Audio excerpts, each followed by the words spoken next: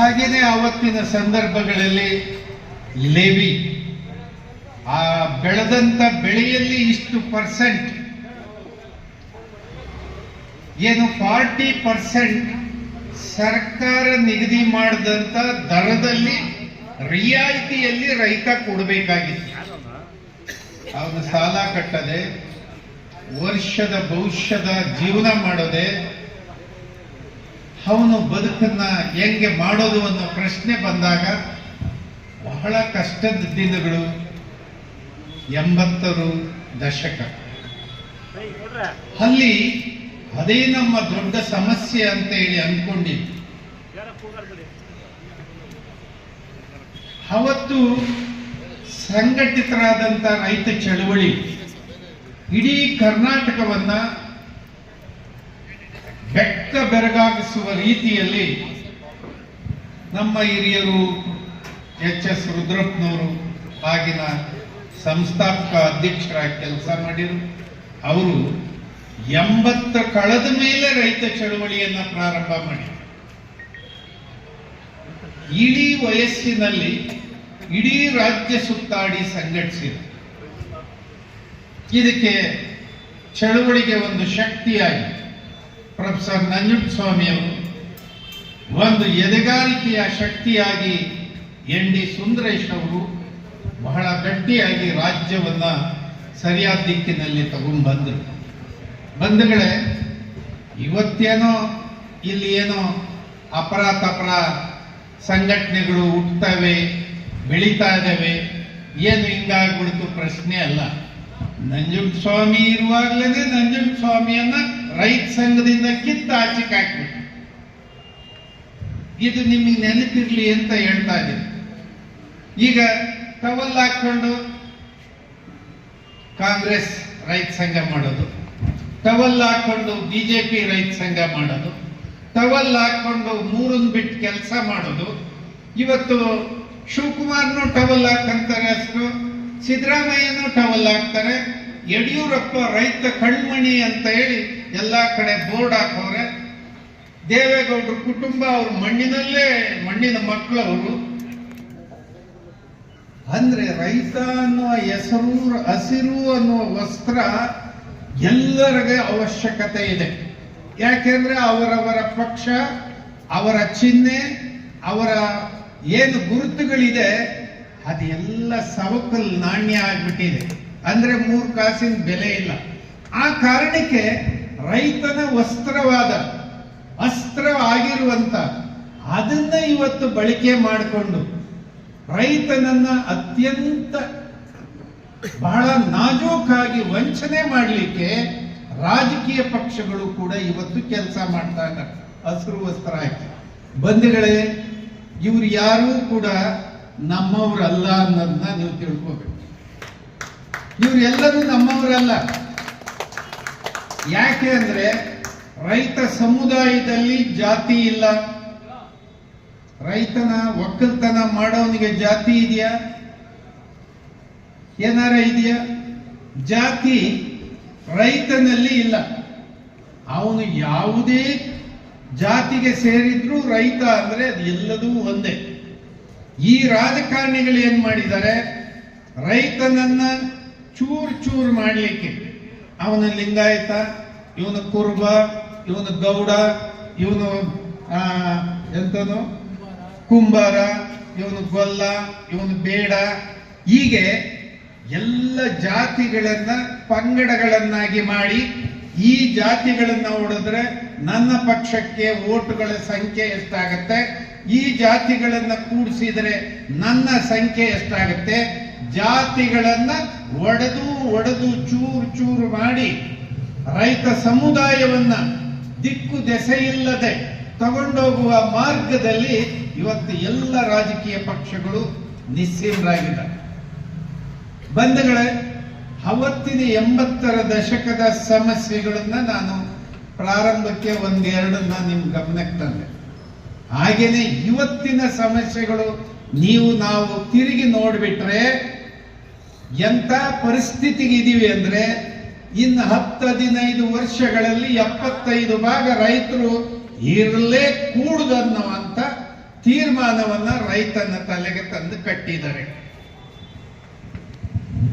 ಇದೇ ಸಿದ್ದರಾಮಯ್ಯ ಯಡಿಯೂರಪ್ಪಂಗೆ ಮಾನ ಮರ್ಯಾದೆ ಇದೆಯೇನ್ರಿ?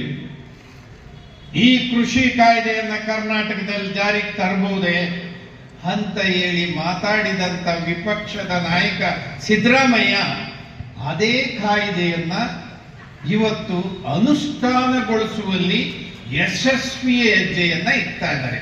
ಅಂದ್ರೆ ಏನ್ ಮಾಡ್ತಾ ಇದ್ದಾರೆ? ನಿಮ್ಮನ್ನ ಸರ್ವನಾಶ ಮಾಡೋ ಕೆಲಸದಲ್ಲಿ ಅವರು ಮುಂದುವರಿತಾ ಇದ್ದಾರೆ.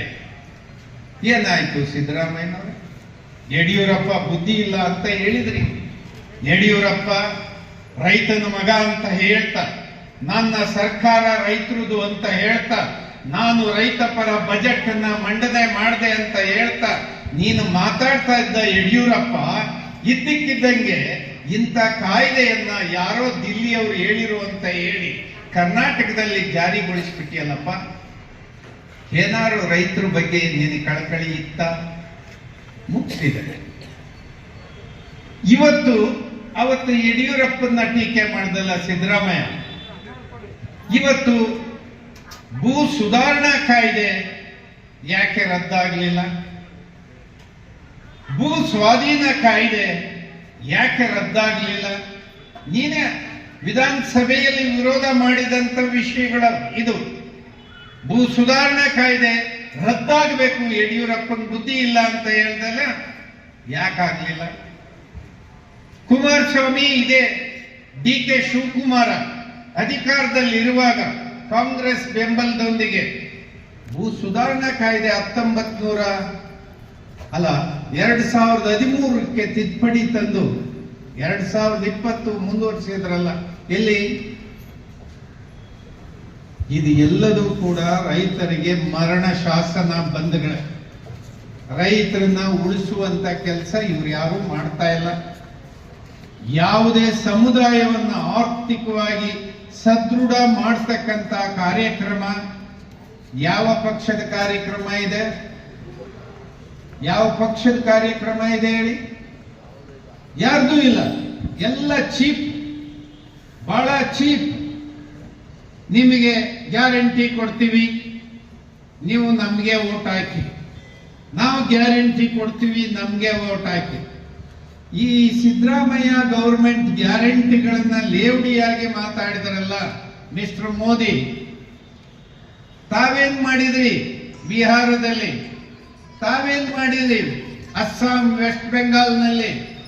ಇದೇ ಚೀಪ್ ಪಾಪ್ಯುಲಾರಿಟಿ, ಇದೇ ಗ್ಯಾರಂಟಿಗಳನ್ನ ನೀವು ಘೋಷಣೆ ಮಾಡಿದ್ರಲ್ಲ. ನಿಮ್ಗೇನ್ ವ್ಯತ್ಯಾಸ? ನೀವು ದೇಶ ಕಟ್ಟವ್ರ? ಏನು ವ್ಯತ್ಯಾಸ ಇಲ್ಲ ಬಂಧುಗಳೇ. ಅಧಿಕಾರ ಹಿಡಿಬೇಕು. ಅಧಿಕಾರ ಹಿಡಿಯೋದಕ್ಕೆ ಎಂತ ನಾಜೂಕಾದಂತ ವಂಚನೆಯನ್ನ ಈ ರಾಜಕೀಯ ಪಕ್ಷಗಳು ಬಹಳ ನಾಜೂಕಾಗಿ ಜಾರಿಗೆ ತರ್ತಾ ಇದ್ದಾರೆ ಅಂದ್ರೆ ಇವ್ರನ್ನ ನಾವು ಸ್ವಲ್ಪ ವಿಮರ್ಶಾತ್ಮಕವಾಗಿ ನೋಡಿದ್ರೆ ಗೊತ್ತಾಗುತ್ತೆ. ಇವರು ನಮ್ಮ ಬದುಕಿನ ಬಗ್ಗೆ ಗ್ಯಾರಂಟಿ ಇಲ್ಲ, ಇವರು ನಮ್ಮ ನಾಶ ಮಾಡೋ ದಿಕ್ಕಿನಲ್ಲಿ ಗ್ಯಾರಂಟಿ ಆಗಿಬಿಟ್ಟಿದ್ದಾರೆ ಅನ್ನೋದು ಸ್ಪಷ್ಟ ಆಗಬೇಕು. ಎರಡನೇದಾಗಿ ಈ ರಾಜ್ಯದಲ್ಲಿ ಈ ಬಿಜೆಪಿ ಮತ್ತು ಕಾಂಗ್ರೆಸ್ ಅನ್ನ ಈ ರಾಜ್ಯ ಬಿಟ್ಟು ಹೊರಗಡೆ ಹಾಕದೇ ಇದ್ರೆ ಈ ರಾಜ್ಯಕ್ಕೆ ನಾಳೆಯ ಭವಿಷ್ಯ ಇಲ್ಲ. ನಾಳೆಯ ಭವಿಷ್ಯ ಇರೋದಿಲ್ಲ ಬಂಧುಗಳೇ. ಒಂದು ಕಡೆ ಇವ್ರ ವಾದಗಳು ಬೇರೆ, ಒಂದು ಕಡೆ ಇವ್ರ ವಾದಗಳೇ ಬೇರೆ. ಎಲ್ಲರೂ ಕೂಡ ಇವರು ಮಾಡ್ತಾ ಇರ್ತಕ್ಕಂಥದ್ದು ಜನರನ್ನ ಉದ್ವೇಗಗೊಳಿಸ್ತಕ್ಕಂಥದ್ದು. ಚುನಾವಣೆಯಲ್ಲಿ ಉದ್ವೇಗಕ್ಕೆ ಒಳಗ್ ಮಾಡಿ ಈ ಓಟಿನ ಸಂಖ್ಯೆಯನ್ನ ಇವರು ಕಬಳಿಸುವ, ಇವರು ಉದ್ವೇಗಕ್ಕೆ ಒಳಪಡಿಸಿ ಈ ಓಟಿನ ಸಂಖ್ಯೆಯನ್ನು ಇವರು ಕಬಳಿಸುವ ಇವರ ತಂತ್ರಗಾರಿಕೆಗಳೇ ಹೊರತು ರಾಜ್ಯ ಕಟ್ಟುವ, ದೇಶ ಕಟ್ಟುವ, ಜನರ ಆರ್ಥಿಕವಾಗಿ ಸದೃಢಗೊಳಿಸುವ ಯಾವ್ದಾರು ಒಂದು ವಿಚಾರ ಇವ್ರ ಹತ್ರ ಇದೆಯಾ? ಈಗ 224 ಜನ ಕರ್ನಾಟಕ ಅಸೆಂಬ್ಲಿ ಮೆಂಬರ್ಸ್ ಇದ್ದಾರೆ. ನಾನು ಕೇಳ್ತೀನಪ್ಪ, ನೀವು ಪ್ರಮಾಣ ಮಾಡಿ ಹೇಳ್ರಿ, ಪ್ರಮಾಣ ಮಾಡ್ರಿ, ನನ್ನ ಜೀವನದಲ್ಲಿ ಇನ್ನು ಮೇಲೆ ನಾನು ಶಾಸಕನಾಗಿದ್ದೀನಿ, ನಾನು ಇನ್ನು ಮೇಲೆ 5 ರೂಪಾಯಿ ಲಂಚ ತಗೊಳ್ಳೋದಿಲ್ಲ, ಲಂಚ ಕೊಡೋದಿಲ್ಲ ಅಂತ ಹೇಳಿ ಪ್ರಮಾಣ ಮಾಡ್ತೀರಾ? ಹೇಳಿ. ನಾನು ಸಾರ್ವಜನಿಕರ ಸೇವೆಗೆ ಬಂದಿದ್ದೀನಿ, ನನಗೆ ಅಂತಸ್ತಿನ ಅವಶ್ಯಕತೆ ಇಲ್ಲ. ನಾನು ನನ್ನ ಕುಟುಂಬ ಆರೋಗ್ಯದ ಸಮಸ್ಯೆ ಬಂದ್ರೆ ನಾನು ಸಾರ್ವಜನಿಕರ ಆಸ್ಪತ್ರೆಯಲ್ಲಿ ನಾನು ಚಿಕಿತ್ಸೆ ಪಡೆಯುತ್ತೇನೆ ಹೊರತು ಬಹಳ ಅಂತಸ್ತಿನ ಆರೋಗ್ಯದ ಆಸ್ಪತ್ರೆಗಳು ನನಗೆ ಬೇಡ ಅಂತ ಹೇಳಿ ಯಾವನಾರು ಒಬ್ಬ ಹೇಳ್ತೀರಾ? MP-ಗಳ MLA-ಗಳ ಹೇಳ್ತೀರಾ? ನಾವು ಸಾರ್ವಜನಿಕರ ಆಸ್ಪತ್ರೆಯ ಚಿಕಿತ್ಸೆಯನ್ನೇ ಪಡಿತೇವೆ ಹೊರತು ದೊಡ್ಡ ದೊಡ್ಡ ಆಸ್ಪತ್ರೆಗಳ ಅವಶ್ಯಕತೆ ನಮ್ಗಿಲ್ಲ ಅಂತ ಹೇಳ್ತೀರಾ? ಅಮೆರಿಕ, ಸಿಂಗಪುರ, ಲಂಡನ್ ಆಸ್ಪತ್ರೆ ನಮಗ್ ಬೇಡ ಅಂತ ಹೇಳ್ತೀರಾ? ಹೇಳಲ್ಲ. ಹೇಳಿ ನೋಡೋಣ. ನಾನು ನನ್ನ ಕುಟುಂಬದ ಎಲ್ಲ ಜನರ ಮಕ್ಕಳು ಸರ್ಕಾರಿ ಶಾಲೆಯಲ್ಲೇ ಓದಿಸ್ತೇವೆ. ನಮಗೆ ಸಮಾಜದ ದುಡ್ಡು ಕಲಿಯುವ ಅವಶ್ಯಕತೆ ಇಲ್ಲ. ಯಾಕೆ ಅಂದ್ರೆ MLA ಮಕ್ಕಳು, ಮಂತ್ರಿ ಮಕ್ಕಳು, MP ಮಕ್ಕಳು ಸರ್ಕಾರಿ ಶಾಲೆಗೆ ಹೋಗ್ತಾರೆ ಅಂದ್ರೆ ಇದ್ದಕ್ಕಿದ್ದಂಗೆ ಸರ್ಕಾರಿ ಶಾಲೆ ಗುಣಮಟ್ಟ ಇದ್ದಕ್ಕಿದ್ದಂಗೆ ಹೆಚ್ಚಾಗ್ಬಿಡುತ್ತೆ. ಆಗತ್ತಾ ಇಲ್ವಾ? ಅವನೇ ಯಾರ ಮೇಷ್ಟ್ರು ಚೆನ್ನಾಗಿ ಪಾಠ ಮಾಡ್ತಾ ಇದಾರ, ಸರಿಯಾಗಿ ಓದ್ತಾ ಇದ್ದಾನ, ಇವನ್ ಚೆಕ್ ಮಾಡಪ್ಪ ಅಂತ ಹೇಳಿ MLA ವಾಚ್ ಮಾಡಿಸ್ತಾನೆ ಮಕ್ಕಳನ್ನ. ಆ ಕಾರಣಕ್ಕೆ ಏನಾಗುತ್ತೆ, ಇದ್ದಕ್ಕಿದ್ದಂಗೆ ಸರ್ಕಾರಿ ಶಾಲೆಗಳು ಇದ್ದಕ್ಕಿದ್ದಂಗೆ ಅದ್ರ ಗುಣಮಟ್ಟ, ಕ್ವಾಲಿಟಿ ಇದ್ದಕ್ಕಿದ್ದಂಗೆ ಜಾಸ್ತಿ ಆಗ್ಬಿಡ್ತದೆ. ಇದನ್ನ ನೀವು ಯಾಕೆಯ ಮಾಡೋದಿಲ್ಲ? ಮಿಸ್ಟರ್ ಸಿದ್ದರಾಮಯ್ಯ, DK ಯಡಿಯೂರಪ್ಪ, ಇದನ್ನ ನೀವು ನಿಮ್ಮ ಪಕ್ಷಗಳಲ್ಲಿ ಜಾರಿಗೆ ತರಕ್ಕಾಗತ್ತಾ? ಏನ್ ಮಿಸ್ಟರ್ ದೇವೇಗೌಡ್ರೆ, ನೀವು ಈ ವಿಚಾರಗಳನ್ನ ನೀವು ಜಾರಿಗೆ ತರಕ್ಕಾಗತ್ತಾ? ಸಾರ್ವಜನಿಕರಂಗೆ ನಾವು ಬದುಕ್ತೀವಿ ಅಂತ ಹೇಳೋದಕ್ಕೆ ನಿಮಗೆ ತಾಕತ್ತಿಲ್ಲ. ಸಾರ್ವಜನಿಕರಿಗಿರುವ ಸವಲತ್ತುಗಳು ಅದಕ್ಕೆ ಮೀರಿದಂಗೆ ನನಗೆ ಬೇಕಾಗಿಲ್ಲ ಅಂತ ಹೇಳೋದಕ್ಕೆ ನಿಮಗೆ ತಾಕತ್ತಿಲ್ಲ ಅನ್ನೋದಾದ್ರೆ, ಸಮಾಜದ ದೋಚಿ ಹೊಡೆದು ಗುಡ್ಡೆ ಮಾಡಿಕೊಂಡು ಇವತ್ತು ಅಮೆರಿಕಾದಲ್ಲಿ, ಲಂಡನ್ನಲ್ಲಿ, ಸಿಂಗಪುರದಲ್ಲಿ ದೊಡ್ಡ ಬ್ಯಾಂಕ್ಗಳಲ್ಲಿ ತಮ್ಮ ಸಂಪತ್ತನ್ನ ತಗೊಂಡೋಗಿ ಗುಡ್ಡೆ ಹಾಕ್ತಿರಲ್ಲ, ಮಾನ ಮರ್ಯಾದೆ ಇರುವ ರಾಜಕೀಯ ಪಕ್ಷಗಳ ನಿಮ್ದು ಏನಪ್ಪ ಇದು ಸರಿನಾ? ಇಂಥ ರಾಜಕಾರಣಿಗಳು ಇಂಥ ವ್ಯವಸ್ಥೆಯನ್ನ ನಾವು ಒಪ್ಕೊಂಡು ಮುಂದುವರಿಸೋದಾದ್ರೆ ನಾವೆಷ್ಟು ಮೂರ್ಖರಿರಬೇಕು? ಇಲ್ಲಿಗೆ MS ಸ್ವಾಮಿನಾಥನ್ ಅವರು 26 ವರ್ಷ ಆಯ್ತು ರೈತ ಯಾಕೆ ವಿಷ ಕುಡಿತಾ ಇದ್ದಾನೆ ಅನ್ನುವಂತ ವಿಷಯದ ಮೇಲೆ ಅಧ್ಯಯನ ಮಾಡಿದ ವರದಿಯನ್ನ ನೀಡಿ, ಯಾಕೆ ಸಿದ್ದರಾಮಯ್ಯ ನಿನ್ ಗೌರ್ಮೆಂಟ್ ಅಲ್ಲಿ ನೀನ್ ಮುಖ್ಯಮಂತ್ರಿ ಆದ ಮೇಲೆ 2,500 ಜನ ರೈತರು ವಿಷ ಕುಡಿದು ಸತ್ರು, ಕಾರಣ ಹೇಳಪ್ಪ? ಹೇಳ್ತೀರಾ ಕಾರಣ ಏನಪ್ಪ? ಸಿದ್ದರಾಮಯ್ಯನವರೇ, 2,500 ಜನ ರೈತರು ವಿಷ ಕುಡಿದು ಸತ್ತಿದರೆ ನೀನು ಮುಖ್ಯಮಂತ್ರಿ ಆದ ಮೇಲೆ ಇದಕ್ಕೆ ಒಂದು ಸೈಂಟಿಫಿಕ್ ರೀಸನ್ ಕೊಡ್ಲಿಕ್ಕೆ ಸಾಧ್ಯನಾ? ಸಾಧ್ಯ ಇಲ್ಲ. ಏನ್ ಮಿಸ್ಟರ್ ಮೋದಿ ಅವರೇ, ನಿನ್ನ ದೇಶದಲ್ಲಿ ಲಕ್ಷಾಂತರ ಜನ ರೈತರು ವಿಷ ಕುಡಿದು ಸಾಯ್ತಾ ಇದ್ದಾರೆ, ಇದಕ್ಕೆ ನೀನು ಯಾವತ್ತಾದ್ರೂ ನಿನ್ನ ಏನು ಆಕಾಶವಾಣಿಯಲ್ಲಿ ವಿಶೇಷವಾಗಿ ಮಾತಾಡ್ತೀಯಲ್ಲ, ಇದನ್ನ ಯಾವತ್ತಾದ್ರೂ ಮಾತಾಡಿದೀಯಾ? ಮಾತಾಡಕ್ಕಾಗತ್ತಾ? ನಾಳೆಗಾದ್ರೂ ಮಾತಾಡಲ್ಲ.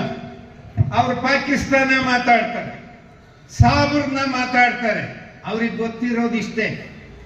ಅವ್ರು ಅಮೆರಿಕ ಮಾತಾಡೋದಕ್ಕಾಗೋದಿಲ್ಲ ಹೋಲಿಕೆ ಮಾಡಿ, ರಷ್ಯಾನ ಹೋಲಿಕೆ ಮಾಡಿ ಮಾತಾಡಕ್ಕಾಗೋದಿಲ್ಲ, ಚೈನಾವನ್ನ ಹೋಲಿಕೆ ಮಾಡಿ ಮಾತಾಡಕ್ಕಾಗೋದಿಲ್ಲ. ಬಿಕಾರಿ ಪಾಕಿಸ್ತಾನವೇ ಅವ್ರಿಗೆ ಅಸ್ತ್ರ.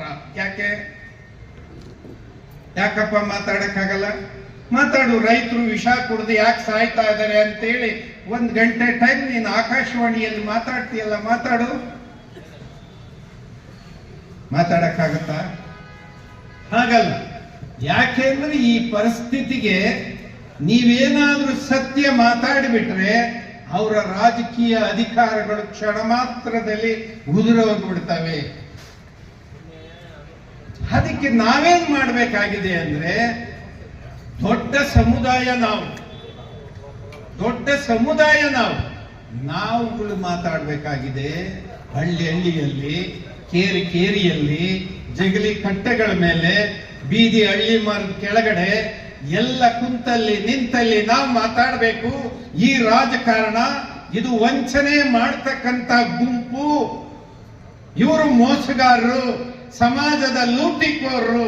ಆ ಕಾರಣಕ್ಕೆ ನಮ್ಮ ಕಷ್ಟಗಳಿಗೆ ಇವರಿಂದ ಪರಿಹಾರ ಇಲ್ಲ. ಅದೇ ಸ್ವಾಮಿನಾಥನ್ ಅವರು MSP ಕನಿಷ್ಠ ಬೆಂಬಲ ಬೆಲೆ 26 ವರ್ಷ ಆಯ್ತಲ್ಲ ವರದಿ ಕೊಟ್ಟು.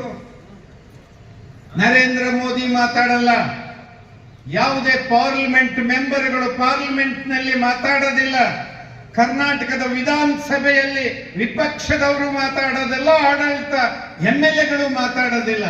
ನಿಮ್ ಬಗ್ಗೆ ಎಷ್ಟು ಪ್ರೀತಿ ಇದೆ ಅಂತ ಹೇಳಿ ಗೊತ್ತಾಗುತ್ತಲ್ಲ, ನಿಮ್ಗೆ ಗೊತ್ತಾಗ್ಬೇಕಲ್ಲ. ಮತ್ತೆ ನಾಳೆ ಚುನಾವಣೆ ಬಂದ್ರೆ ಇವರೇ ರಂಗ ಕಟ್ಟಿ, ಕಾಲಿಗೆ ಗೆಜ್ಜೆ ಕಟ್ಟಿ, ಏನು ತರ ವೇಷಗಳನ್ನು ಹಾಕೊಂಡು ಮತ್ತೆ ಹೊಸ ವೇಷಗಳಲ್ಲಿ ನಮ್ಮ ಪರಿಚಯಕ್ಕೆ ಬರ್ತಾರೆ. ಇದು ನಿಲ್ಲಬೇಕಂದ್ರೆ, ಉದಾಹರಣೆಗೆ ತಮಿಳುನಾಡಿನಲ್ಲಿ DMK ADMK ಅವರು ಬಹಳ ದೀರ್ಘಕಾಲ ಅಧಿಕಾರವನ್ನು ನೋಡಿದ್ದಾರೆ, ಏಸಿಗೆ ಆಗಿದೆ. ಇದೊಂದು ಪರ್ಯಾಯ ವ್ಯವಸ್ಥೆಯನ್ನ ಬದಲಾಯಿಸಬೇಕಂತ ಹೇಳಿ ಯಾರೋ ಒಬ್ಬ ಸಿನಿಮಾ ಹುಡುಗ ಬಂದ, ನಿನ್ಗೆ ರೈಟ್ ನಡಿ, ನಿನ್ ಜೊತೆ ಇದೀವಿ ಅಂತೇಳಿ ತಮಿಳುನಾಡು ಜನ ಇವತ್ತು ಹೊಸ ರಿಸಲ್ಟ್ ಅನ್ನ ಕೊಟ್ಟರು. ನಾವು ಕರ್ನಾಟಕದಲ್ಲಿ ಅಂಥದ್ದೇನಾದ್ರು ಯೋಚನೆ ಮಾಡಕ್ಕಾಗತ್ತ? ನಾವೆಲ್ಲ ರೈತರು ಮಕ್ಕಳು, ರೈತರಿದ್ದೀವಿ, ನಾವೇ ದೊಡ್ಡ ಬಹುಸಂಖ್ಯಾತರು. ನಾವೇನಾದ್ರು ಮನಸ್ಸು ಮಾಡಿದ್ರೆ ಇಡೀ ಕರ್ನಾಟಕ ಬದಲಾವಣೆ. ಈ ವಿಷಯಗಳನ್ನ ಇಟ್ಟುಕೊಂಡು ನಾಳೆ ಸಮಾಜಕ್ಕೋಸ್ಕರ ನಾವು ಯೋಚನೆ ಮಾಡೋದಾದ್ರೆ ನಾವೇ ಯೋಚನೆ ಮಾಡಬೇಕು. ಯಾಕೆ ಅಂದ್ರೆ ನಾವು ಭ್ರಷ್ಟಾಚಾರಿಗಳಲ್ಲ ಬಂಧುಗಳೇ, ಸರಿಯಾಗಿ ತಿಳ್ಕೊಳ್ಳಿ. ರೈತರು ಭ್ರಷ್ಟಾಚಾರಿಗಳಲ್ಲ, ಲಂಚಕೋರರಲ್ಲ, ವಂಚಕರಲ್ಲ, ದುಡಿದು ತಿನ್ನುವಂತ ಕಾಯಕ ಜೀವಿಗಳು ನಾವು. ಬಸವಣ್ಣ ಹೇಳ್ದಂಗೆ ಕಾಯಕ ಜೀವಿಗಳು ನಾವು ಬೆಳೆದ್ರೆ ಇಡೀ ದೇಶಕ್ಕೆ ಅನ್ನ.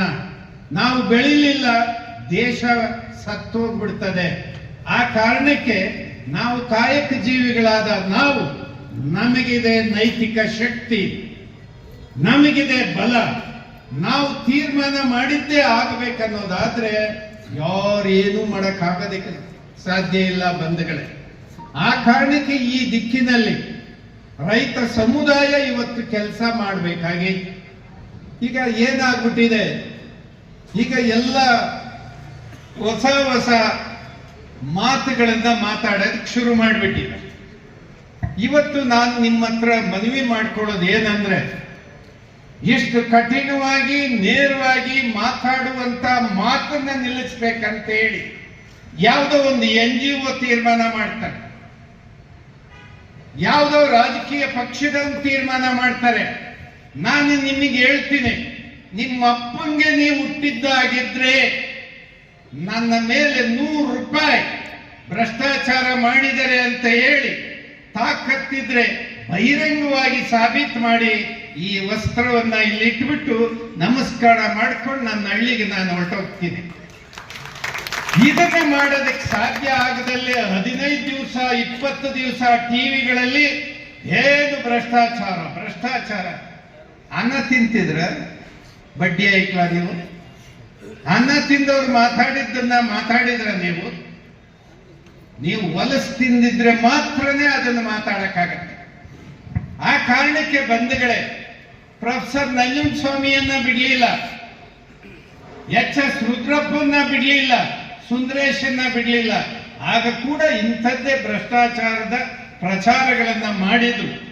ಆದ್ರೆ ನಾವು ತಿಳ್ಕೋಬೇಕಾಗಿದೆ, ನಮ್ಮನ್ನ ನಾವು ಪ್ರಾಮಾಣೀಕರಿಸ್ಕೋಬೇಕು. ಪ್ರತಿ ಹಂತದಲ್ಲಿ ನಾವು ಶುದ್ಧೀಕರಣ ಆಗ್ತಾ ಇರ್ಬೇಕು. ಯಾರೋ ಹೇಳಿದ್ರು ಅನ್ನೋ ಕಾರಣಕ್ಕೆ ನಾವು ಹಂಚಬೇಕಾಗಿಲ್ಲ, ಹೆದರ್ಬೇಕಾಗಿಲ್ಲ. ಇಂಥವ್ರನ್ನೆಲ್ಲ ನಾವು ನೋಡ್ತಾ ಇದ್ದೀವಿ, ಬಹಳ ಕಾಲ ನೋಡಿದ್ದೀವಿ. ಆದ್ರೆ ಇವತ್ತೂ ಕೂಡ ಈ ದಿಕ್ಕಿನಲ್ಲಿ ನಮಗೆ ಪ್ರಾಮಾಣಿಕತೆ ಬೇಕು. ನಾವು ಸಮಾಜದ ನಡುವೆ ನಿಂತು ಮಾತಾಡೋದಕ್ಕೆ ನೈತಿಕತೆ ಬೇಕು. ಆ ದಿಕ್ಕಿನಲ್ಲಿ ಕೆಲಸ ಮಾಡಬೇಕಾಗಿದೆ. ಈ ಕಾಯ್ದೆಗಳು ರದ್ದಾಗದೇ ಇದ್ರೆ ಕೃಷಿ ನಾಶ ಆಗುತ್ತೆ, ಕೃಷಿ ಬದುಕು ನಾಶ ಆಗುತ್ತೆ. ಕೃಷಿ ಬದುಕು ನಾಶ ಆಗುತ್ತೆ ಅಂದ್ರೆ ರೈತರು ಕಳೆದೋಗ್ತಾರೆ. ಈಗಾಗಲೇ ಬೆಂಗಳೂರು ಸುತ್ತಮುತ್ತ ಬೈರೇಗೌಡರು ಹೇಳ್ತಾ ಇದ್ದಾರೆ, ಭೂಮಿಯನ್ನ ಕಬ್ಜಾ ಮಾಡಲಿಕ್ಕೆ ಶುರು ಮಾಡಿದ್ದಾರೆ. ನಾನು ಪದೇ ಪದೇ ಮಾತಾಡ್ತಾ ಇದ್ದೀನಿ, ಮಿಸ್ಟರ್ ಸಿದ್ದರಾಮಯ್ಯನವರೇ, ನಿಮಗೇನಾರು ನಿಮ್ಮ ಸರ್ಕಾರಕ್ಕೆ ನಿಮಗೆ ನೈತಿಕವಾದ ಶಕ್ತಿ ಇದೆ ಅಂದ್ರೆ 1-2 ಗಂಟೆ ಕಾಲ ಮುಖಾಮುಖಿ ಚರ್ಚೆ ಮಾಡೋಣ. ನೀವು ಸಾಧ್ಯ ಆಗುತ್ತಾ? ಸಾಧ್ಯ ಆಗುತ್ತಾ? ಯೋಚನೆ ಮಾಡಿ ಕರೆಯೋದಕ್ಕಾಗತ್ತಾ?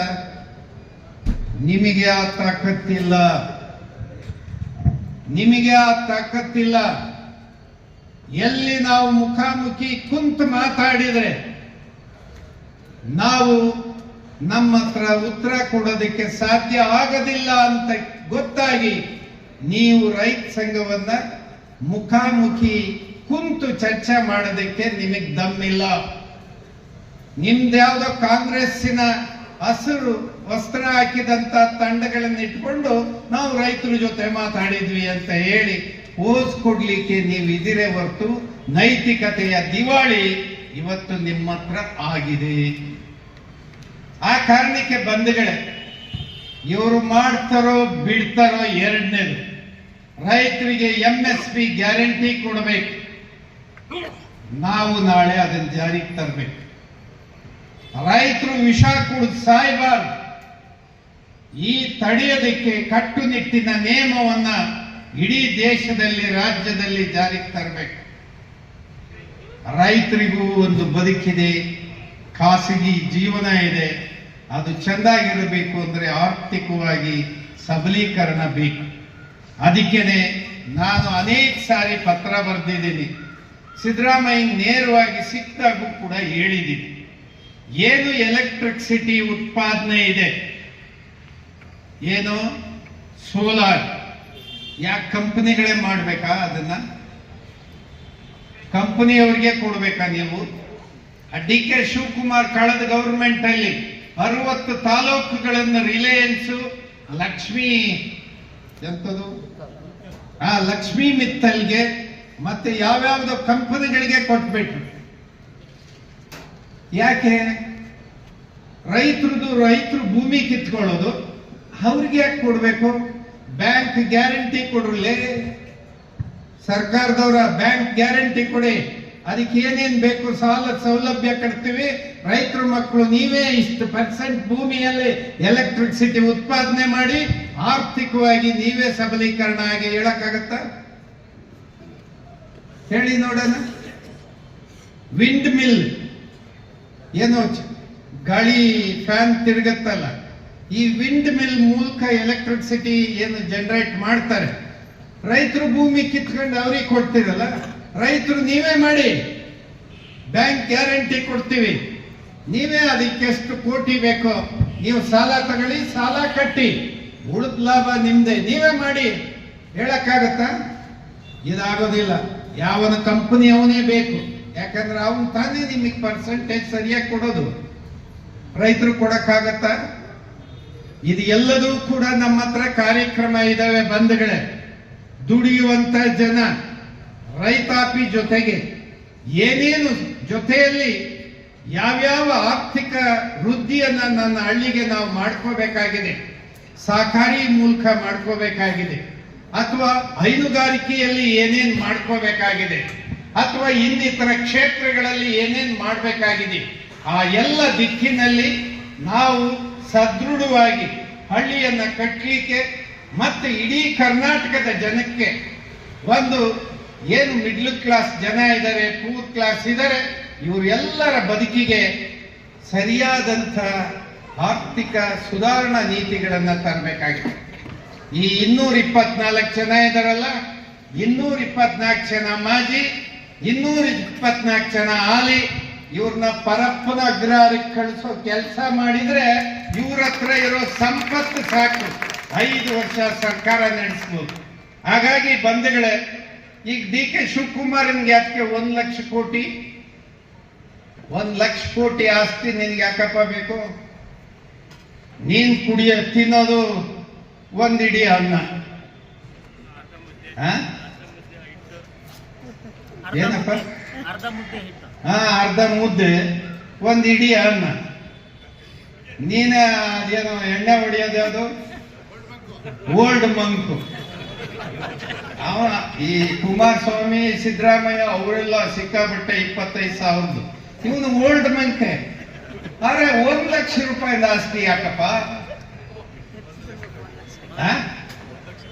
1 ಲಕ್ಷ ಕೋಟಿ ಸಂಪತ್ತು ನೀನು ಒತ್ಕೊಂಡ ಹೋಗ್ತೀರಿ. ಇದೊಂದು ದುರ್ಚಟ. ಇದು ಈ ಸಂಪತ್ತನ್ನ ಗುಡ್ಡೆ ಹಾಕೊಳ್ಳೋದು ರಾತ್ರಿ 3 ಗಂಟೆವರೆಗೆ ಮಲಗೋದಿಲ್ಲ. ಕೆಲವರು ಅಸ್ಸಾಮಿಗಳು, ರಾಜಕಾರಣಿಗಳು ರಾತ್ರಿ 3 ಗಂಟೆವರೆಗೆ ಮಲಗೋದಿಲ್ಲ. ಬರೀ ಗುಡ್ಡೆ ಹಾಕದೆ ಹೆಂಗೆ? ಅಲ್ಲಿ ಆ ಸರ್ವೆ ನಂಬರ್ ಆ ಊರಿನಲ್ಲಿ, ಈ ಕಡೆ ಈ ಸರ್ವೆ ನಂಬರ್ ಈ ಊರಿನಲ್ಲಿ, ಈ ಸರ್ವೆ ನಂಬರ್ ತಗೊಂಡ್ರೆ ಎಷ್ಟು ಬರ್ತದೆ, ಇದನ್ನ ಮಾರುಕಟ್ಟೆ ಬೆಲೆ ಎಷ್ಟಿದೆ, ಇದನ್ನ ಬೇರೆ ರೀತಿ ಕನ್ವರ್ಷನ್ ಮಾಡಿದ್ರೆ ಎಷ್ಟಾಗತ್ತೆ, ಬಾರಿ ಇದನ್ನೇ ಮಾಡಿ ಇದನ್ನೇ ಮಾಡಕ್ ಹೊರಟಿದ್ದಾರೆ. ಹಾಗಾಗಿ ಬಂಧುಗಳೇ, ನಾ ಹೇಳೋದು, ಇವತ್ತಿನ ಪರಿಸ್ಥಿತಿಯಲ್ಲಿ ರಾಜಕಾರಣ ಅನ್ನೋದು ಒಂದು ಹಗಲು ದರೋಡೆ ಮಾಡುವ ವ್ಯವಸ್ಥಿತ ಸಂಚಾಗಿದೆ. ಇದಕ್ಕೊಂದು ಪರ್ಯಾಯ ಬೇಕಾಗಿದೆ. ಈ ಪರ್ಯಾಯ ಶಕ್ತಿ ಪ್ರಾಮಾಣಿಕರು ಒಟ್ಟಾಗಿ ನಡೀತಕ್ಕಂಥ ಅನಿವಾರ್ಯತೆ ಇದೆ. ಹಾಗಾಗಿ ನಾವು ಕಾರ್ಮಿಕ ಶಕ್ತಿಗಳೇನಿದೆ, ಬನ್ನಿ ಒಂದಿಕ್ಕೆ. ದಲಿತ ಸಮುದಾಯದ ಶಕ್ತಿ ಏನಿದೆ, ಬನ್ನಿ ಒಟ್ಟಿಗೆ ಹೋಗೋಣ. ಈಗ ಬೇರೆ ಬೇರೆ ವರ್ಗಗಳು, ಸಂಘಟನೆಗಳು ಏನಿದಾವೆ, ಕನ್ನಡ ಭಾಷೆಗೆ ಸಂಬಂಧಪಟ್ಟಂಗೆ ಎಲ್ಲರೂ ಕೂಡ ಒಟ್ಟಾಗಿ ಹೋಗಿ ಕರ್ನಾಟಕವನ್ನ ಬದಲಾದ ದಾರಿಯಲ್ಲಿ ತಗೊಂಡೋಗೋಣ, ಪ್ರಾಮಾಣಿಕತೆಯನ್ನ ಗಟ್ಟಿಗೊಳಿಸೋಣ. ಆ ದಿಕ್ಕಲ್ಲಿ ನಾವು ಮಾಡಲಿಕ್ಕೆ ಒಂದು ಕಚೇರಿಯ ಅವಶ್ಯಕತೆ ಇದೆ. ಕಚೇರಿ ಸರ್ವಿಸ್ ಸೆಂಟರ್ ಇದು, ಸೇವೆ ಮಾಡೋದಕ್ಕೆ ಸಂಪರ್ಕದ ಕೊಂಡಿ ಇದು, ಮತ್ತೇನು ಭಾವಿಸ್ಬೇಕಾಗಿಲ್ಲ. ಹಾಗಾಗಿ ಬಂಧುಗಳೇ, ಈ ಕಚೇರಿ ಉದ್ಘಾಟನೆ ಆಗಿದೆ. ಹಿರಿಯರು, ಸಾತ್ವಿಕ ಬದುಕನ್ನ ಮಾಡಿದಂಥವರು, ಮತ್ತೆ ಅವ್ರ ಜೊತೆಯಲ್ಲಿ ನಮ್ಮ ಸಹಪಾಠಿ ಹೋರಾಟ